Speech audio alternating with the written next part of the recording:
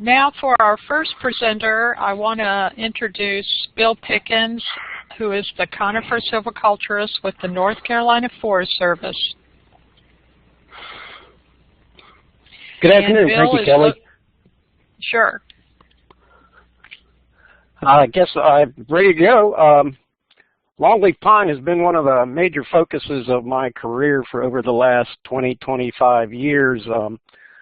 I've been involved in it, I guess, since the efforts began in the mid-1990s. Since that time, we've learned a lot about managing this iconic pine. Through my experiences in observing, researching, and managing longleaf forest, I've reached a better understanding and appreciation of the unique characteristics that make longleaf pine so great. What I want to do today is kind of review those characteristics so we can better manage it and restore it to the landscape. And like my title says, get to know longleaf better. That's a picture of me in a small grove of what I would think longleaf looked like 200 years ago. That picture was taken just recently, not as old as it appears. A friend of mine, a good friend of mine and colleague, John Cush, gave a good point that I wanted to share with you. And if you don't get anything else from my presentation today, if you'll take this home, probably be in good shape. Longleaf is not loblolly pine. It evolved differently, even from an ecoregion viewpoint. It grows differently. It reproduces differently. It needs fire to maintain the plant community and itself. And overall, its silvics are different, and therefore it's got to be managed differently. The second point I would want to share with you is it has many values. These values are what makes the forest special and attracts it to so many landowners. It also is the values also give them a whole lot more options to help them manage their forest. And we'll look at some of these. So if you get those 2 points, that it's not loblolly pine and it has many values. So as I go through, just kind of focus on those. Now, y'all probably familiar with this. This is the range of longleaf pine across the South. And within that range, it's found on many, many different habitats, and once comprised 90 million acres. Repeating a lot of what you probably already know, but today only about 3% of that forest remains, 4.5 million acres. We have seen an upward turn in the numbers, but we're certainly not anywhere near where it had been many, many years ago when the Spaniards first arrived. In North Carolina, get to that. Back in the day in North Carolina, we had about 9.4 million acres of longleaf pine, which was about 10% of the original rain across the South. Surprisingly, it occurred by best estimates, occurred in about 51 counties had some longleaf. 8.3 million dominated with longleaf. Another 1.1 million would have been considered mixed stands, shortleaf in the Piedmont, pond pine in the coastal plain. And today, just like across the South, we're down to about that 3%. Depending on who you ask, it could be 350,000 acres or 427,000 acres. So across North Carolina and across the South, longleaf grows well on a lot of different sites. It's probably limited certainly limited by the soil type, climate, and hydrology. The picture you see on the left is what we consider sugar sand, very, very xeric dry site found in our Bladen County area. The one on the right is a sandhill site, a little more moisture and a little better understory associated with this. You notice the one in Bladen, the sugar sand, has little or no understory. Keep moving to our coastal plain. We see it in the wet savannas of the green swamp found in southeastern North Carolina. And the picture on the right would depict it in our montane site in the Piedmont of North Carolina in the Uwharrie National Forest, where we get into a heavier type soil and more rocky, as you can see in that picture. But the driving force for longleaf pine has always been fire. It evolved with fire. I like the quote that Larry Landers did in 1992, taking fire out of the longleaf forest is like taking the rain out of the rainforest. So without fire, we lose a lot of the value of a longleaf pine forest. And this concept really isn't new. We feel like we're still exploring it, but H.H. Chapman, who was a Yale professor of forestry, quoted in 1932, if complete fire protection is enforced on the vast areas of longleaf pine lands in the South and is successful, longleaf pine will disappear as a species. And I think we came, unfortunately, very close to that. So I'm happy to be part of the restoration effort, and we obviously need to include fire in that. What drove the fire, how it evolved, was lightning. It was a big part of it. Of course, Native Americans also lit fires, but if we look at this graph on the right, it depicts the frequency of lightning, and it almost mimics the longleaf pine range. So there was a quote voiced to me that the #1 mortality of longleaf pine from natural causes could be attributed to lightning. It creates gaps. We'll talk more about that in a little bit, the advantage of that. And mortality could be as much as 1 tree per acre over a 5-year period, and with the majority of that mortality coming from lightning strikes. So because it evolved with this fire ecology, it became very fire adapted. We probably are all familiar with the grass stage of longleaf pine. These pictures depict some of the insulating qualities that we get to help protect the young longleaf pine in the grass stage. The needles insulate and protect the bud, but also longleaf has flaky bark, metaphysials that remain on the stem to help aid in dissipating it. I think the picture on the right's the best example of that. You saw the fire swept through. You can see in the background a lot of the vegetation suffered mortality, but the needles insulated that terminal bud and protected it. Just going to go through a couple of slides here to give you a better idea of how fire adapted longleaf is, and maybe compare that to loblolly pine and how not resistant it is to fire. Picture on the left would be a young longleaf pine shortly after a fire and its ability to re-sprout afterwards. But what I always found amazing about this picture is the height and diameter of the loblolly pine on a fire that was relatively low in intensity and the mortality that the loblolly pine suffered.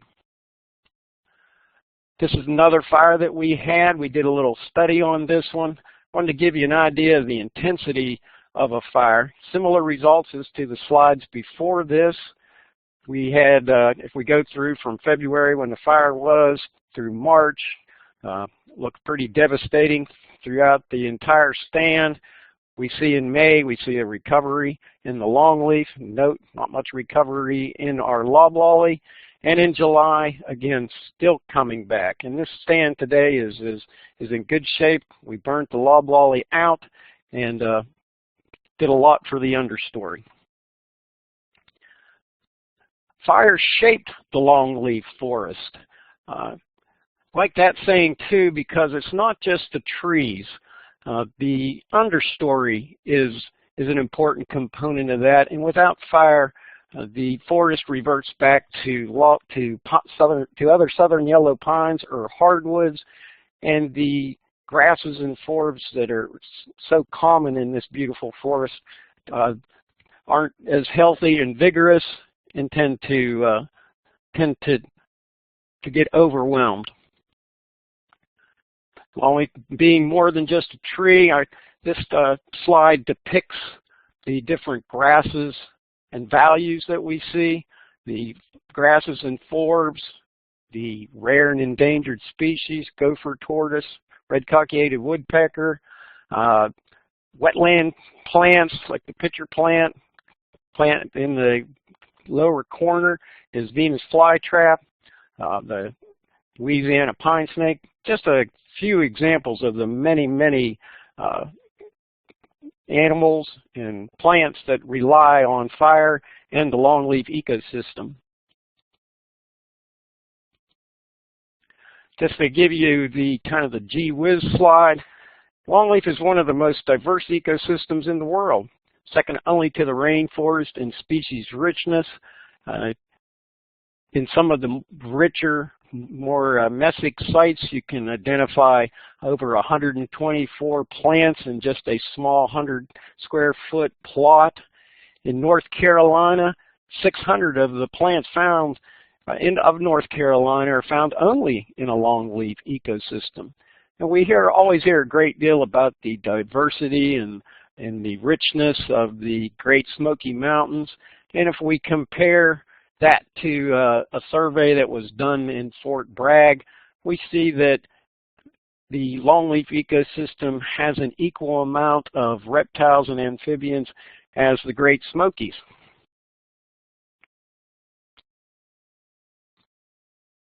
I want to go back to some of the unique characteristics that we need to keep in mind that makes longleaf a longleaf, and we need to manage it differently than loblolly. The most obvious is the grass stage. Like all southern yellow pines, longleaf produces seed in the fall of the year. And once seed fall occurs, what's unique about longleaf pine is that it germinates shortly after it falls in the fall, after seed fall in the fall. So we get a quick germination of the seed. Quickly that would begin to develop a root system and come into the grass stage. The longleaf pine can stay in the grass stage anywhere from 2 to 7 years. Been noted to stay in even longer. And when it's in the grass stage, it's very fire resistant, as we saw earlier, and it's putting down a rather extensive root system. Once that root system develops long enough, and we can look at that by the root collar diameter getting to be about 1 inch at ground line, it'll start to initiate height growth, as we see in the picture in the right. Once it initiates height growth, it can get into what we call the bottle brush stage.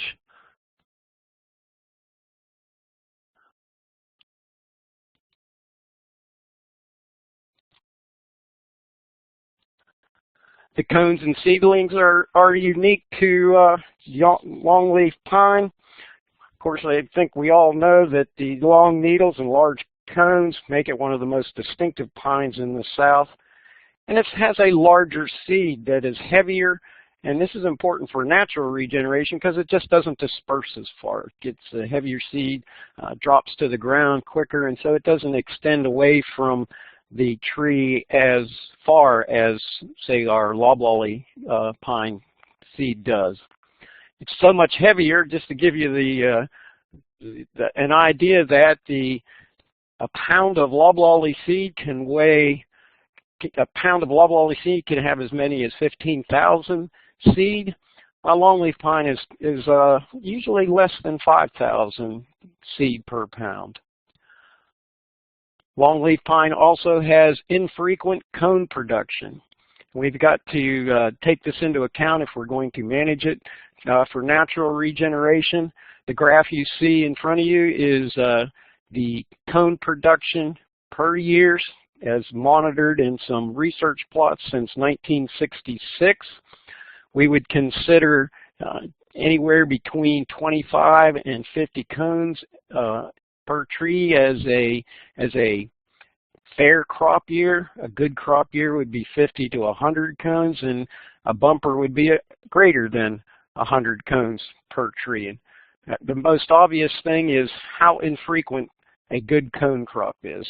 We're looking at anywhere from every 5 to 10 years for a good cone crop. The other question is, how much cones do we need if we're going to successfully naturally regenerate or to get young seedlings on the ground? Some research done by Bill Boyer earlier in the 60s would suggest we need 750 cones per acre, which would equivalent to about 25. If we had 25 trees per acre, each of those would need to produce 30 cones. We get that type of production fairly often, but it's still irregular. If we look at longleaf growth, one of the drawbacks of longleaf is it has slow early growth. This is a picture of a study I put in Bladen Lake State Forest looking at loblolly and longleaf pine side by side. Those are 3-year-old trees, and our longleaf is doing pretty good at maybe 6 feet. But if you can see from the picture, the early growth advantage while longleaf was in the grass stage allowed the loblolly to get an average of 5-foot jump on it. The other thing that we can note from this picture is the branching habit of longleaf pine versus loblolly pine. The branches are obviously, from the picture, not as extensive as loblolly pine. This is a big benefit to the understory because it allows a whole lot more light to get to the understory and help the grasses and forbs be maintained. Longleaf is known for the grass stage, but also once it reaches the 1-inch diameter and initiates height growth, it has a rocket stage, we call it. It starts to maintain a pretty decent growth rate. This is one individual tree, and obviously they don't all grow this well, but if we follow a seedling that initiated height growth the year before in 2012, looking at it from April of 2013 through August, that tree grew almost 40 inches in that 1 year. It followed it up the next growing season with another 30 to 40 inch growth, and now, thanks to the rocket stage, it's well above the low frequency fires and can better survive them with that early aggressive growth. Longleaf also starts out slowly but can catch up. There's been a couple studies that documented this. It takes a while. It's not going to happen until it's later in its age. But one study showed that at age 10, loblolly had an advantage of 8 to 9 feet on longleaf, but by age 17, it had caught up. On another study, longleaf and loblolly were equal at age 15, but by age 28, the longleaf had exceeded it.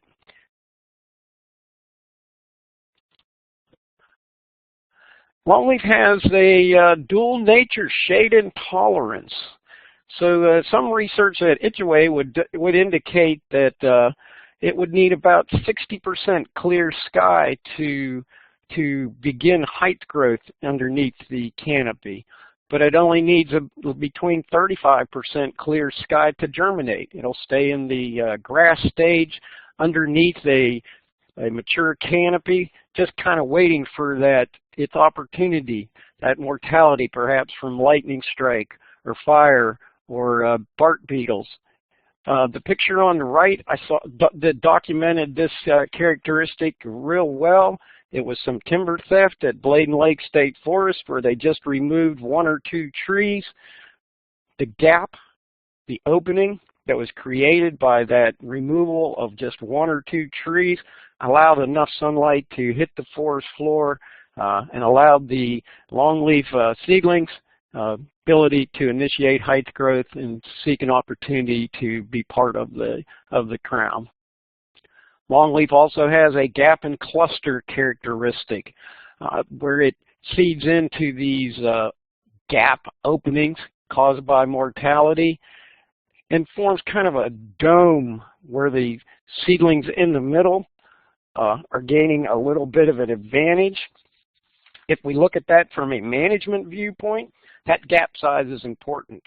Too large a gap, the seedlings don't do well. So it's almost smaller is better. Quarter acre for a gap size is a minimum. Half acre is more ideal. You're looking at about 2 times the height of the tree if you're creating these gaps for natural regeneration. Been talked about that a uneven age management, a group selection, or single tree selection is an ideal system. Mentioned about the longleaf pine growing an extensive root system. I wanted to throw this slide out just to give you an idea of what that extensive root system looks like. The seedling on the left was in its second growing season, and it put down that massive root system to be sure it had enough nutrients before it started its height growth. The one on the right was planted on a deep sand and was over 6 feet in the ground by the end of the 2nd to 4th growing year when we dug it up. And again, it was there to gather resources. There's another advantage to this, though, is it's less risk to hurricane damage. So we know that it develops an extensive root system, has a large taproot. When Hurricane Katrina came through, we saw some evidence of how positive the superior timber quality and the anchoring root system was for longleaf pine. Draw your attention to the first column. Longleaf pine suffered, 64% of longleaf pine suffered no damage from hurricane force winds of Katrina, while conversely, only 16% of loblolly had no damage. The most important column there is the one that snapped. How many trees snapped in the hurricane force winds? For loblolly, it was 76%. Once that tree snaps, obviously it's not worth anything. For longleaf, it was less than 9%. And even the ones of longleaf that did suffer damage, they were leaning or blown over, which would also give them an opportunity to be salvaged and be able to retain their value. So there's less risk with managing longleaf pine for wind damage, and we saw earlier for fire damage. Part of that reason that they don't snap is the superior wood quality that longleaf pine has. It's heavier, more dense, that makes it stronger, but it's also straighter, doesn't need genetics improvement like loblolly pine did to make it straight.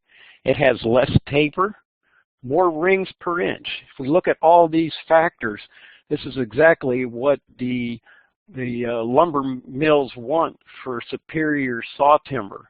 It's exactly what the pole buyer wants for superior utility poles. And so we can realize a higher quality, higher value, superior timber product with longleaf pine. Longleaf pine lives longer. That makes it well suited, and it's tremendous value to landowners who want to have a forest cover, who are not real excited about short rotation forestry where you have to clear cut and start over. They like their woods for other values, wildlife, walking in the woods, bird watching, the aesthetics of longleaf pine, and this long-lived quality makes that a desirable characteristic for those types of landowners. The picture on the left is the oldest known longleaf pine in the world. It's located in North Carolina at Weymouth Woods State Park. It's be celebrating its 469th birthday at a party for the pine on April 22nd, if anybody can get up to North Carolina at the Weymouth Woods State Park. But at 469 years old, we're pretty proud of that one, that it resides in North Carolina. So I'm going to draw to a conclusion. I get a question is, why should I manage for longleaf? And just a quick summary. It's the native forest community within the South. It was called the signature pine of the South. Evolved here naturally. It's part of our Southern culture. Much of our history and early beginnings we owe to the longleaf pine forest. From an ecological viewpoint, it's among the most diverse forest ecosystems in the world. Functioning longleaf forests are aesthetically pleasing. Some people just like it just because of the pleasure they get from seeing their longleaf. It does grow on a variety of soils, and it can produce a lot of valuable products, including saw timber, and poles, and pine straw raking is an attractive economic option. And lastly, it's risk-averse, tolerating fire throughout its lifetime, and minimizes catastrophic losses to insects, disease, ice, and wind because of its unique characteristics. So I pose this to you as, why not longleaf? And with that, I'll conclude and entertain any questions. Thanks, if we Bill. have time. I'm looking closely at the chat window, and your presentation must have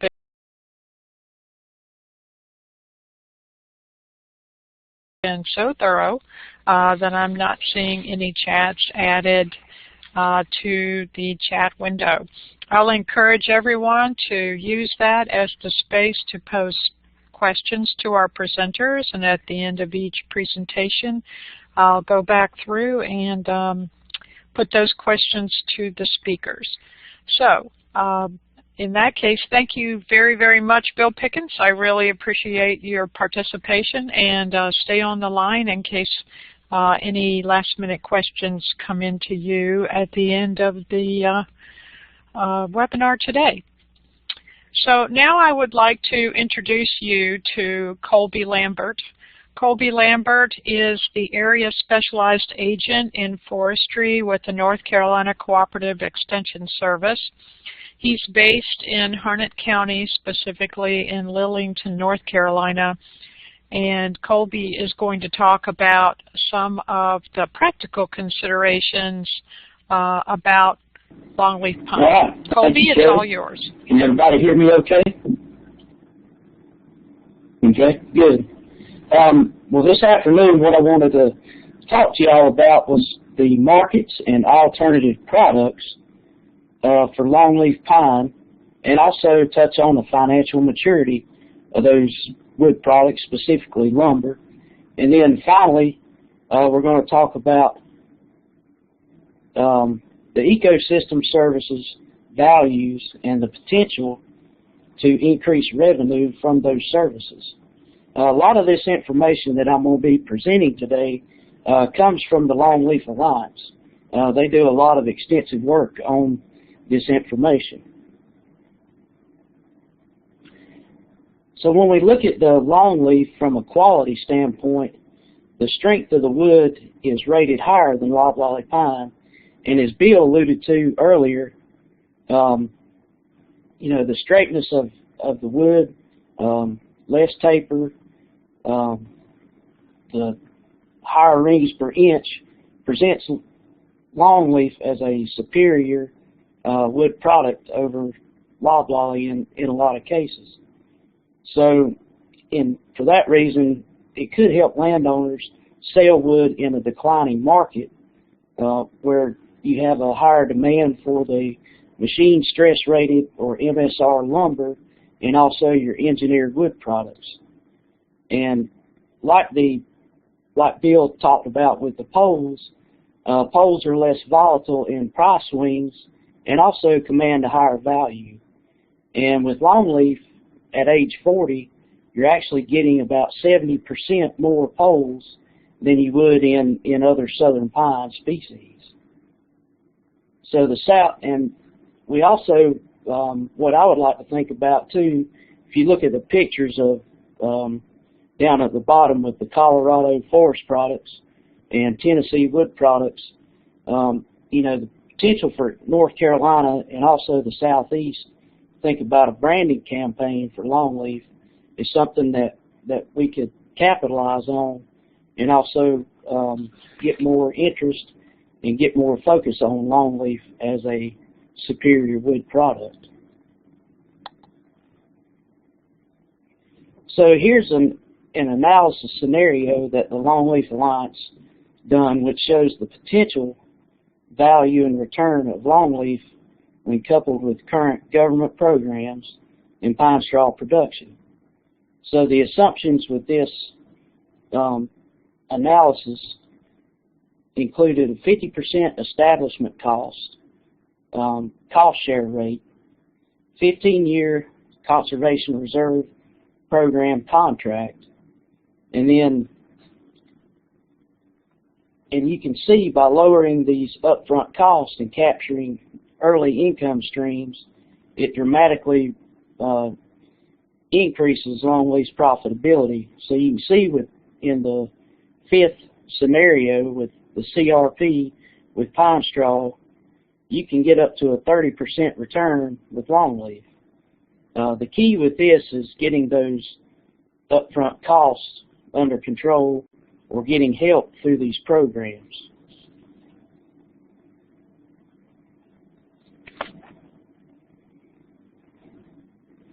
So some intermediate income opportunities such as pine straw, hunting leases, particularly upland birds, as well as recreation and wildlife, can easily be achieved within the longleaf ecosystem. And as North Carolina becomes more urbanized, more people will seek out these experiences and will be willing to pay for them. You know, we have a growing urban population around Raleigh, Charlotte, Fayetteville, Greensboro, other places, and these folks are looking for something to do on the weekends.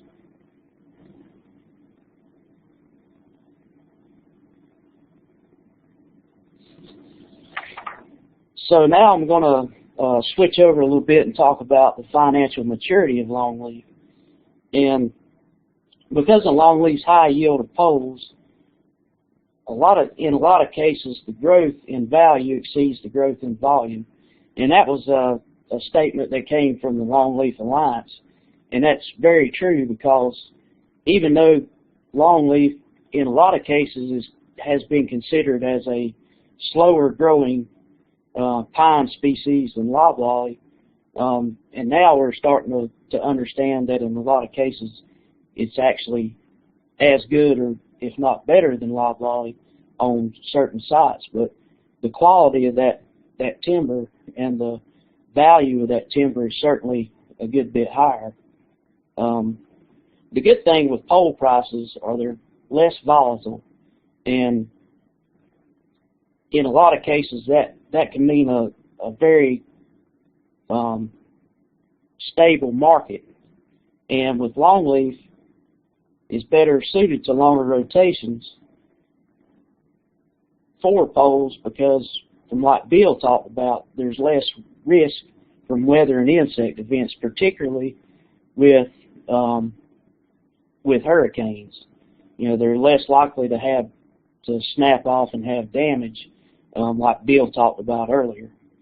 And really, the proper management is the key to get longleaf to this financial maturity where you can see a higher return from those poles. Here's a graph from a publication from the Longleaf Alliance on the economics of longleaf pine management. And this was a 26-year data set that was conducted on stumpage values from timber sales conducted in South Mississippi.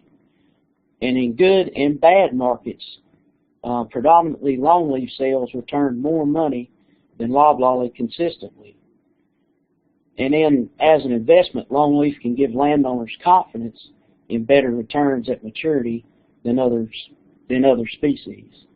So as we can see here, longleaf certainly is a fairly stable income generator as opposed to some other species. So the final thing I wanted to touch on today is looking at emerging markets in ecosystem services or human benefits from an ecosystem. So here, many of those services listed, which are, in a lot of cases in the news, a lot of these are pretty prominent in the news headlines. One thing that I read from a presentation that Ad Platt gave talks about ecosystem services, and it talks about New York City restoring their Catskill watershed, and they invested $1.5 billion in that restoration to improve their drinking water quality. And they were able to do this with that $1.5 billion investment, as opposed to taking a $8 billion water treatment facility and constructing that with an annual operating cost of over $300 million. So in a lot of cases, these ecosystem services can provide quite a bit of financial return. So if we look at what the potential that ecosystem services can do for North Carolina in particular, as our population continues to grow, the longleaf ecosystem, if restored properly, will be an invaluable asset to our state. Landowners and land managers will have a dramatic impact on the health and sustainability of our state now and in the future. As we can see, the population is expected to grow quite a bit in North Carolina. And as Bill talked about, the ecosystem is second in diversity in flora and fauna in the world. So we have a huge opportunity to use this ecosystem to our benefit. And, now is the best time to invest in longleaf. And I put a quote here, the old Chinese proverb says the best time to plant a tree was 20 years ago. The next best time is now. And now is the time that we need to invest in these ecosystem services.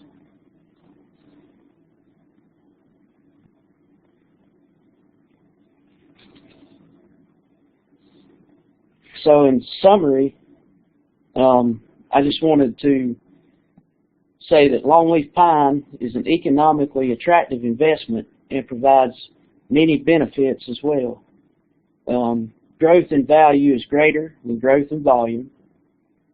And with ecosystem services, we can get greater returns, especially when combined with the alternative products and government programs.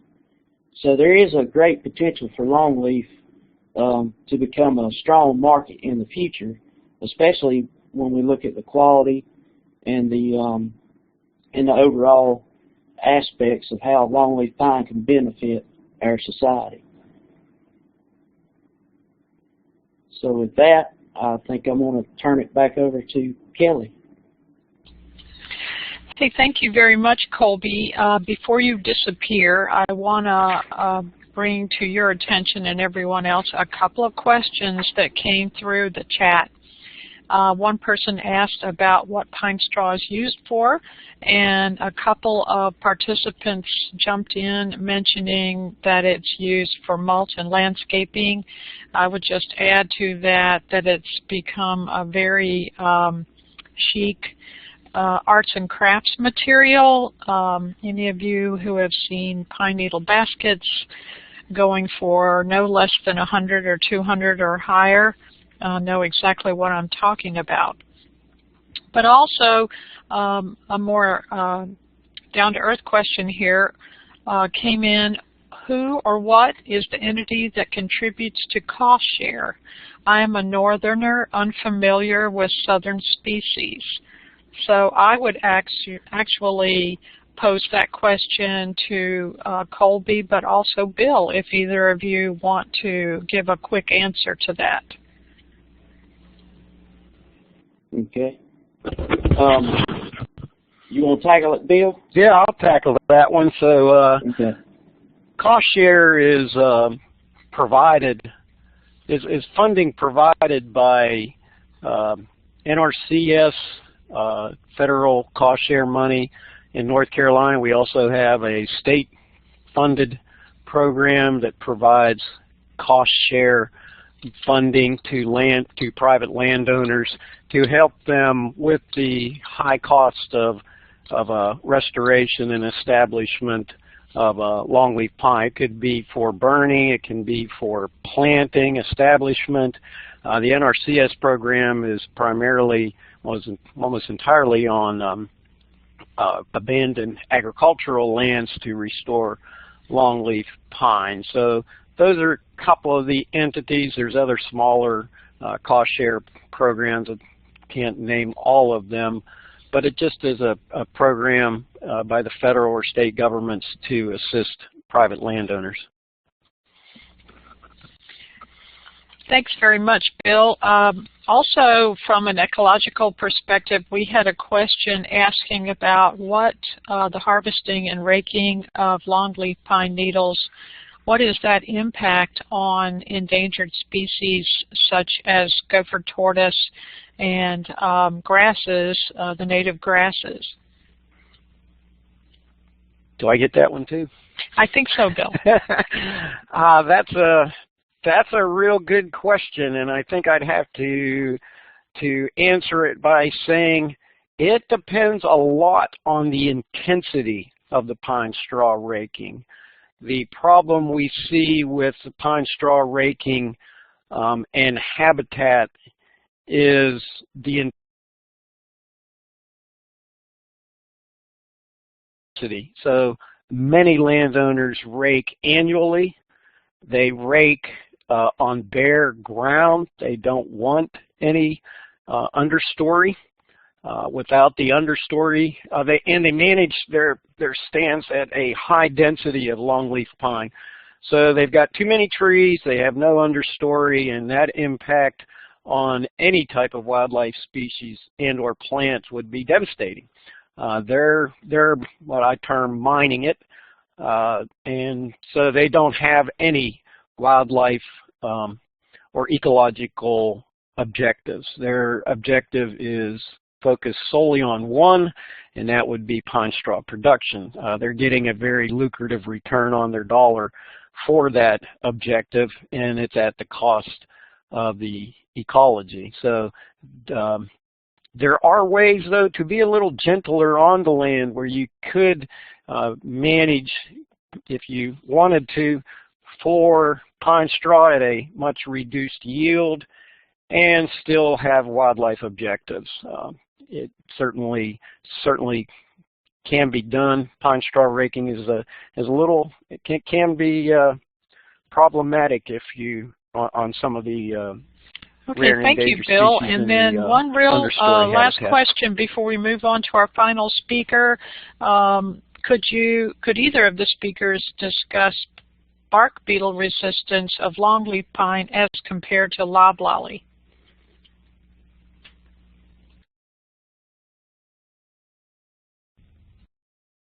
I'll try that one too. It's notoriously less susceptible to southern pine bark beetles, probably for a number of reasons. It's not typically grown in the high density stands that reduce the vigor. Another characteristic of longleaf is it has a copious resin production, and when the bark beetles bore into the bark, the defense mechanism of the tree is to push it out with copious amounts of olea resin, and that helps protect it. Of course, it's not it's resistant. It's not entirely bug proof, and we saw that in drought years with a bark beetle called Ips.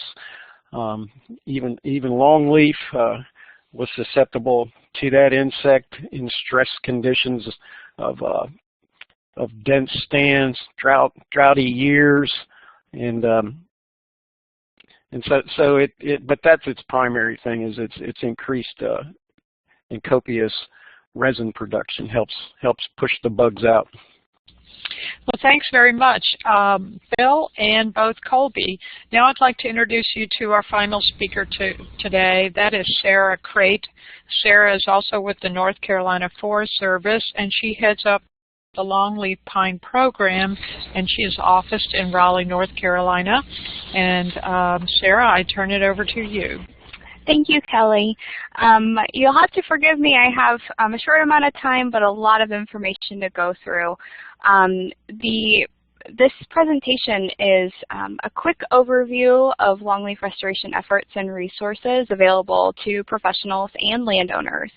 I have to provide the caveat that it's by no means a comprehensive list, as the longleaf conservation effort is very fortunate in that there are many engaged stakeholders.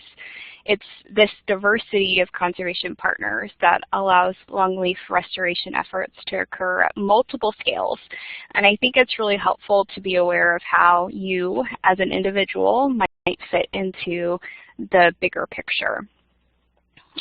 So with that, I would like to introduce America's Longleaf Restoration Initiative.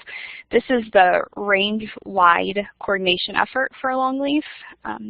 Having identified the grand goal of restoring 8 million acres of longleaf forests, you can think of America's Longleaf's role as a sort of a strategic coordinator. An essential task considering the diversity of longleaf stakeholders and their geographic distribution across the range. America's Longleaf has a lot of information on their website. I encourage you to check it out. One thing I wanted to direct your attention to is their annual report, which tracks accomplishments across the longleaf range. The 2016 report is due to be released this spring and will be available online. In addition, the current strategic priorities and actions document can be found on their website as well. This provides great overview, background information about where longleaf efforts have been, where they are right now, and where they need to go in the future. While action and coordination at the range-wide level is very important, most of the actual implementation of longleaf conservation efforts will occur through local actions, and that's where local implementation teams come in. This map here shows the location of the 17 identified LITs, as they're referred, across the range of longleaf. These are local groups, and each group has a wide range of partners and stakeholders involved, coming together to work towards longleaf conservation goals specific to their area. These groups are essential to the success of longleaf conservation. And I encourage you, if you are not familiar with the local efforts in your area, to become familiar, to seek out one of these partnerships.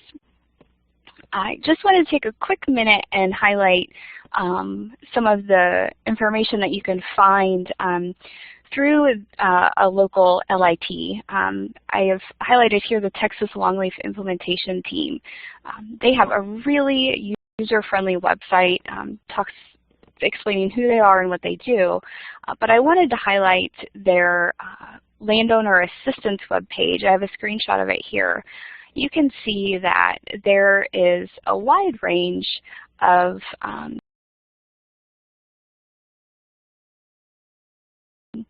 information here, from videos for landowners that involve education. There are lists of really helpful nurseries where you can actually purchase longleaf seedlings, list of professionals, vendors, consulting foresters, all things that make the actual implementation of longleaf restoration or management possible.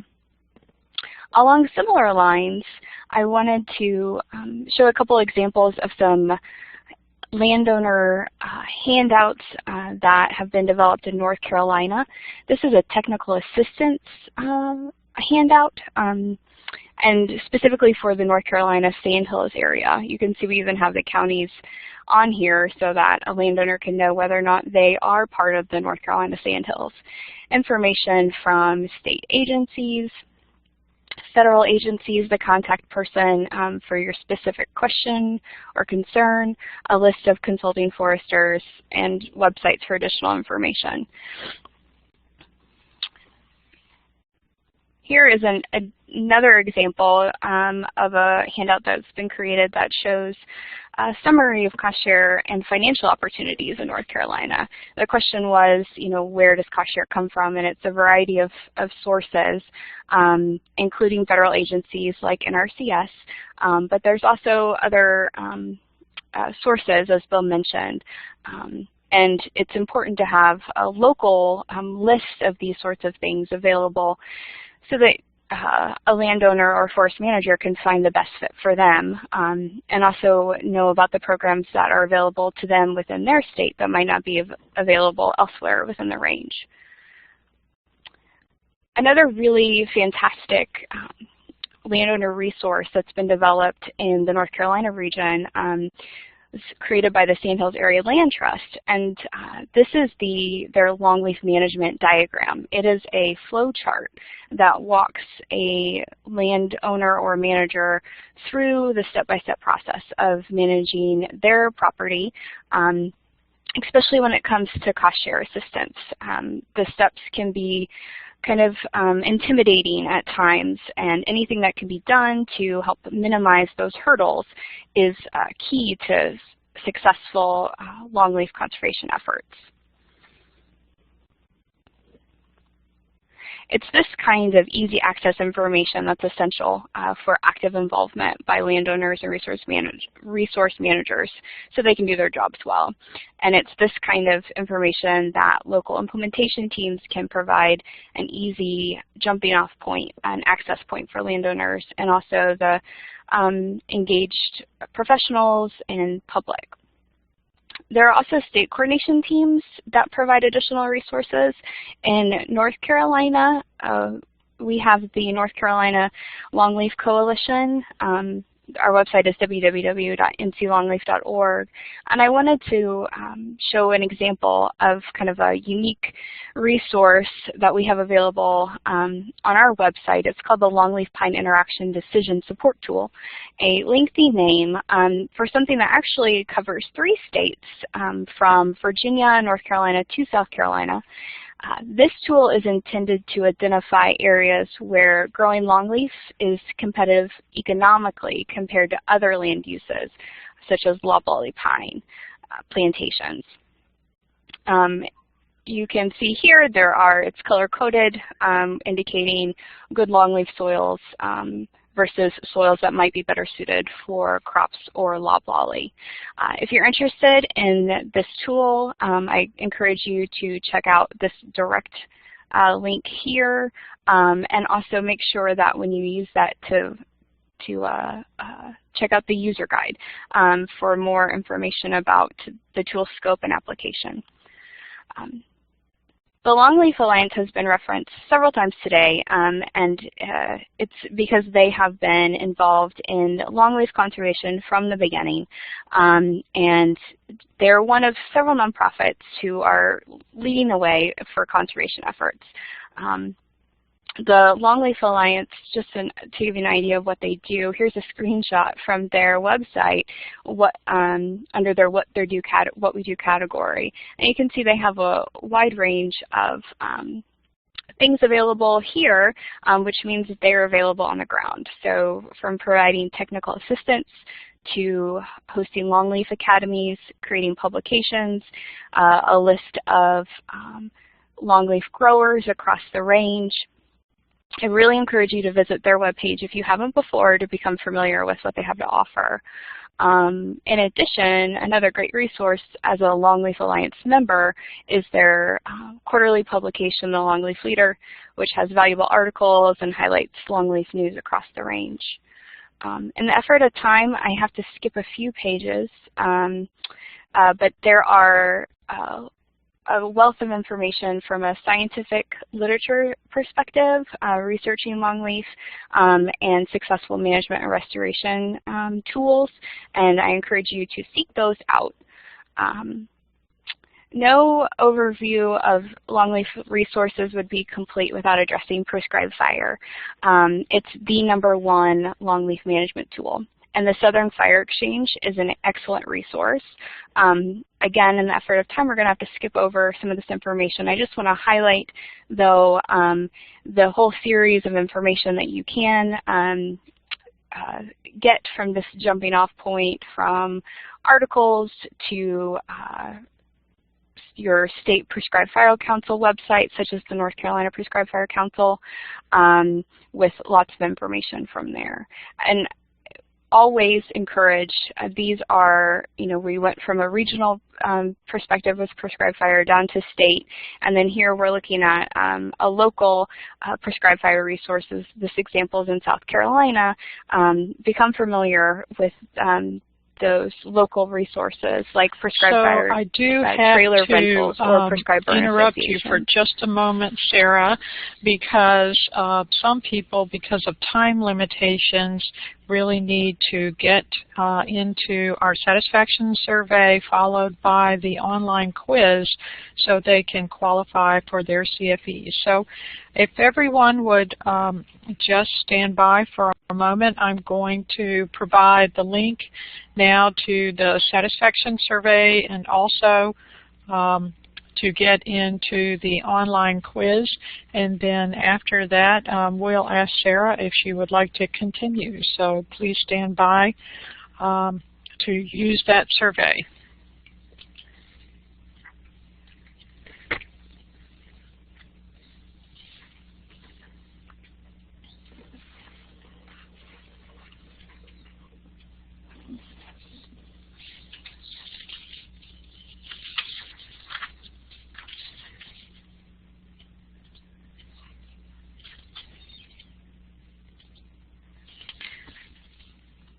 And for anyone who did not automatically get the upload of the survey on their browser, I'm pasting the URL into the chat window.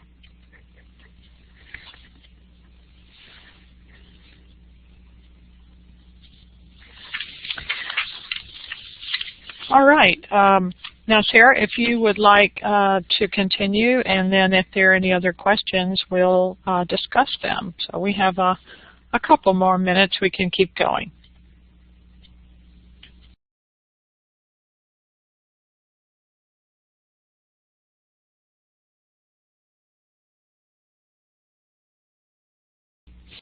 All right. Well, if there are no further questions and everybody's jumping into the quiz, and Sarah has nothing more to add. Oh, sorry, Kelly. I did have something. I just forgot to hit my my talk button. Oh, please go ahead.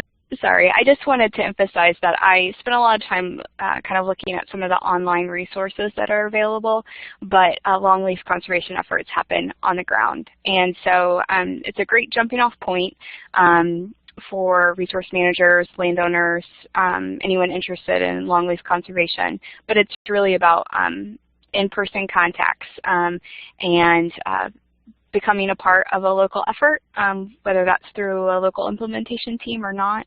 I also, a part of that too is seeking out trainings and information like you all did today with this webinar. I have a slide here that shows the Longleaf Alliance academies that are and other field days that are happening in 2017. I encourage you to visit their website to find out more about them. They're all across the range of the longleaf, from South Carolina to Alabama, Georgia, North Carolina, Louisiana. In North Carolina, I wanted to highlight 2 upcoming workshops, one in April and one in May, with some very relevant information about longleaf management for landowners and professionals. The other thing is Bill did a great job of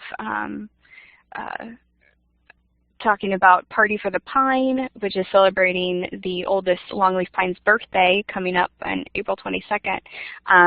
But Party for the Pine is one of several kind of community festivals that occur within the range of the longleaf pine, and these are wonderful opportunities for longleaf conservation to create community buy-in, to inform them about the work that's being done, especially the role of prescribed fire in longleaf conservation.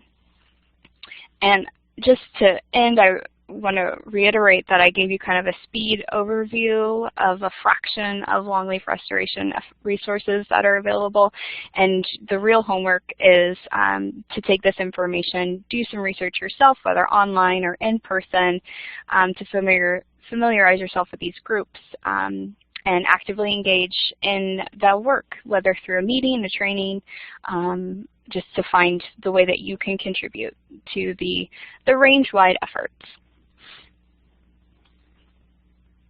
Thank you, Sarah. Now, for those who are still on the webinar and are interested in posing any questions to Sarah about these other sources of information, training, and experience with longleaf, please type your chat questions in right now. And basically, though, that is the end of our webinar for today, and just want to remind everyone this was the silvicultural aspects of longleaf pine, and keeping an eye out now for your questions in the chat window. Sarah, please feel free to share event dates so that we can post on a longleaf site. So that's Carol Denhoff, carol@longleafalliance.org.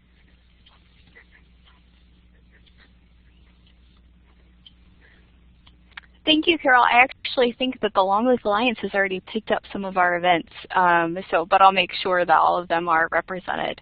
That's a great point in that you can visit the websites such as the Longleaf Alliance or America's Longleaf, and they will, if they know about more local events, they will advertise them and make them available. So checking back on those websites is always a good idea. The other thing that is important to keep current with any upcoming events or longleaf news is to join email listservs, whether that's through a local implementation team or a prescribed fire group. These kinds of opportunities get advertised through those sources. Great, Sarah. Thank you so much. And with that, that's the end of our webinar for today. My name is Kelly McCarter at North Carolina State University, and for those who need it, I'm putting my email address in the chat window so that if you need to contact me, you can do so at your convenience. Thanks and have a great day.